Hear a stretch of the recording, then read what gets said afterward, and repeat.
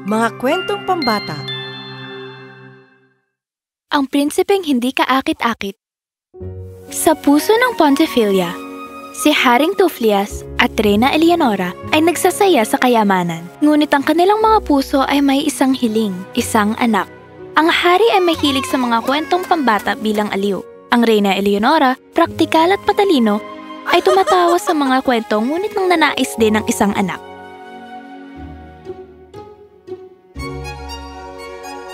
Sa huli, nagbunga ng kasiyahan nang dumating ang isang batang lalaki. Kahit ang mapanuring Reyna ay nagbulong, anong kahanga-hangang munting kasama?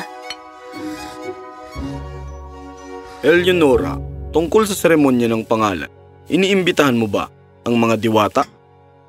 Mahal, ang mga diwata, ang mga kwentong pambata ay hindi nagdidikta sa mga seremonyang royal. Sila'y naging mga tagapangalaga ng ating mga ninuno. Tama na, mahal. Itataguyod natin si Prinsipe Prigio sa mundo ng realidad. Habang si Reyna Eleonora ay nagbibigay ng pagmamahal kay Prinsipe Prigio, ay isang kakaibang higpis na paghiwatig ng pagdating ng mga hindi inaanyahan na diwata.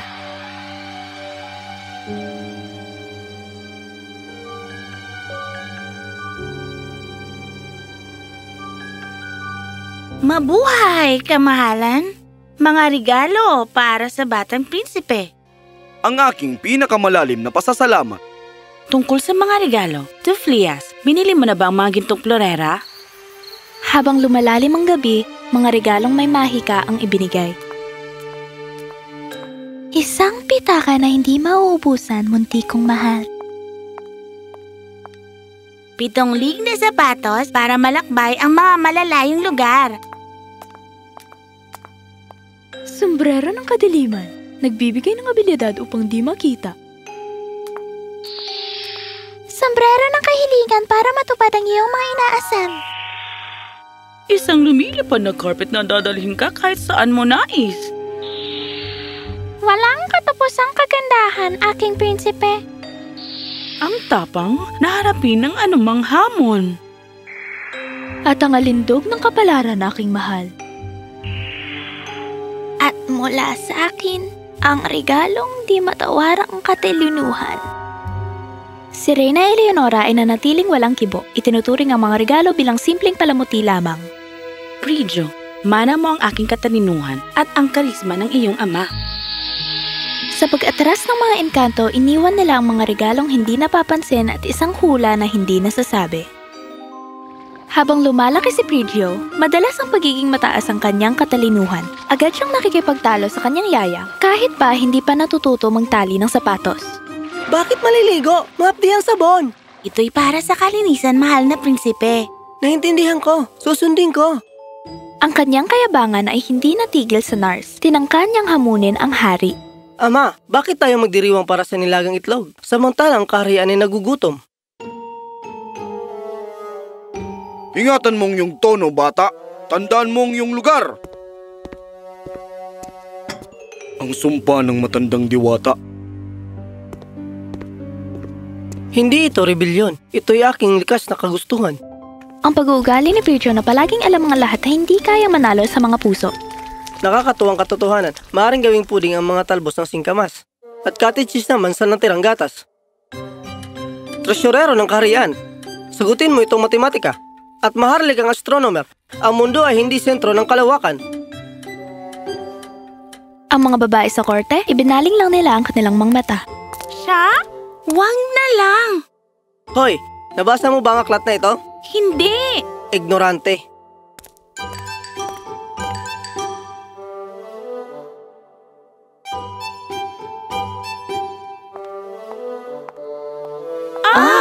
Ang prinsipe ay di kaakit-akit! Ang mga kapatid ni Prigio, si Alfonso at si Enrico, ay mga paborito sa kaharian. Ang kanilang kababaang loob ay malinaw na kaibahan sa kanilang nakakatandang kapatid. Subukan mo ang diplomasya, ama. Tahimik, Prigio. Ika'y mabangis. Simple pagbibigay lamang ng kaalaman. Si Haring Tuflias na labis na nalilito sa kanyang sariling kawalan ng katiyakan, madalas na nadrama ang pagtatanghal ng katalinuhan ni Prigio. 17 bawasan ng 3 o kaya'y 14. Ang mga chismis ng isang maapoy na fire jake ay lumutang noong mainit na tag-init. na nagpapainit pa sa matinding tensyon.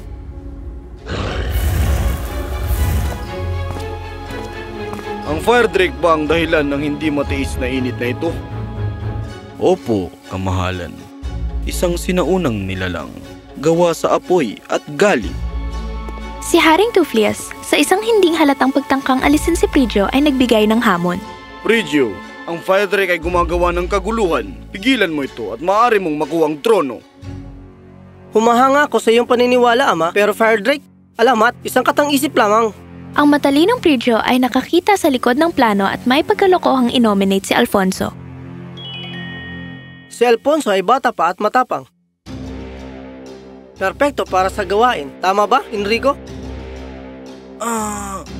Oo, Prigio. Sigurado. Isipin mo, maniwala sa isang Fire Drake. Sigurado akong isang sauna lang ang nandoon. Haharapin ko yon, kapatid. Mas mabuti na magdala ng sunscreen, Alfonso. At isang payong, marahil. Sa pahintulot ng kaharian, nagtungo si Alfonso sa kanyang misyon. Ang kanyang matagal na pagkawala ay nagdulot ng lungkot sa buong kaharian. Habang ang kaharian ay umiiyak para kay Alfonso, nananatiling kalmado si Prinsipe Prigio. Itinuring ang pagkawala ng kanyang kapatid bilang isang simpleng mahabang bakasyon. Wala na si Alfonso at narito ka lang nakangiti parang wala lang. Isang maligayang paglalakbay? Marahil. Tiyak, siya ay namamasyal lamang sa buong mundo. Si Prinsipe Enrico, maselang puso ngunit matapang ay lumitaw. Itinulak ang kanyang tungkulin kaysa sa kagustuhan. Ngunit ang kanyang kapalaran ay kahawig kay Alfonso. Lalong lumala ang lungkot sa kaharian. Tinawag ni Haring Tuflias si Prigio. Ang kanyang mga matay puno ng luha at galit. Ang fire drake na ito, dalhin mo sa akin ang mga sungay at buntot nito o harapin mo ang iyong katapusan. Isang panlilin lang upang mahanap ang iyong paboritong anak. Gayunpaman, nanatiling akong tagapagmana. Anong mapapala mula sa panganib na ito? Si Tuflias, nawawala ng sasabihin, ay nagmumura sa galit. Yung batang yun, palaging may sagot. Ina, basahin mo itong mga hieroglyphs para sa katuwaan. Ang iyong katalinuhan, aking mahal na Prigio, laging nakakamangha. Nakakamangha, mas tamang sabihing nakakainit ng ulo. Maligayang pagbabalik, Ama. Nakapagpahinga ka ba ng maayos? O mas mabuti na, salamat. At salamat sa pagpapatuloy mong maging tinik sa aking likod. Ito isang regalo, totoo. Tama na, hindi na kita matiis. Nakalimutan mo ang kakaiba. Ganun nga, at kaya't gagawa ko ng aksyon. Iiwanan kita na mag-isa sa palasyo. Pero siya'y anak mo. Huwag kang mag-alala, Ina. Isa pang palaisipan na lulutasin. Kawawa naman ang aking Prigio.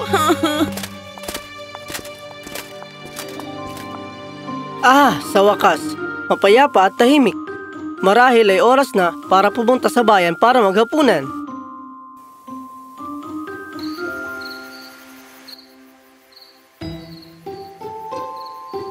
Ano ang nangyayari? Ngayon ay sumusobra na sila. Si Prinsipe Prigio na nadarama ang lungkot at pagkawalay sa kaharian, naglakbay sa gitna ng iniwang kastilyo. Nakatagpo siya ng isang nakatagong kwarto. Anong lugar na ito? Sa loob ng kwarto, nadiskubre niya ang mga inaalikabok ng mga lumang bagay. Mga regalo ng diwata? Itinago? Paisa-isa na diskubre niya ang mga kapangyarihan. Oras na para sa katuwaan. Isinuot ni Prigio ang sombrero ng kadiliman at naging invisible. Dala ang mga regalo, naglaro ng mga maliliit na biro si Prigio sa mga wala sa palasyo at nagbigay ng ginto sa mga hindi gaanong swerte. Narinig mo ba yun? May mga yapak, pero walang tao. Tapos, gamit ang laging puno na pitaka, iniwan niya ang mga sorpresang regalo para sa mga batang nahihirapan sa bayan. Biyaya! Gintong barya mula sa kahit saan! Agad niyang ibinalik ang carpet patungo sa kaharian. Ang Prinsipe Prigio ay nakatayo sa harap ng karangalan ng aklatan ng palasyo. Ang kanyang isipan ay nagmumula ng isang magandang plano. Ano? Iyan ba'y isang fire drake? Ito'y totoo nga! Nagkulay lila si Prinsipe Prigio. Ramdam niyang takot at higit pa roon, nadarama niya ang pagkakasala at pagiging tanga. Agad niyang ibinalik ang carpet patungo sa kaharian. Ang Prinsipe Prigio ay nakatayo sa harap ng karangalan ng aklatan ng palasyo. Ang kanyang isipan ay nagmumula ng isang magandang plano. Kung iniisip ng Frederick na kaya niyang pigilan ako, mabilis niyang malalaman ang lakas ng mga regalo mula sa mga diwata. Laging punong pitaka, mabilis na bota, di nakikitang sombrero, sombrero ng kahilingan, carpet sa paglalakbay, lakas ng loob, at swerte. Mabuti, at ako'y wala ng talo.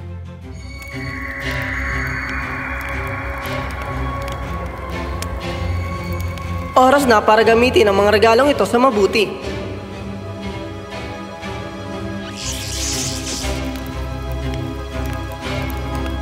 Nakaramdam ako ng panghihimasok, ngunit wala akong makita. Sa kanyang laging punong pitaka, si Prigio ay gumawa ng isang supot ng gintong barya. Itinapon ang mga ito bilang isang panggambala. Kunin mo! Maapoy na halimaw! Ang fire drake na naaakit ng kumikinang mga ginto ay hinahabol ang mga barya. Ang maapoy na katawan nito ay kumikinang ng mas maliwanag.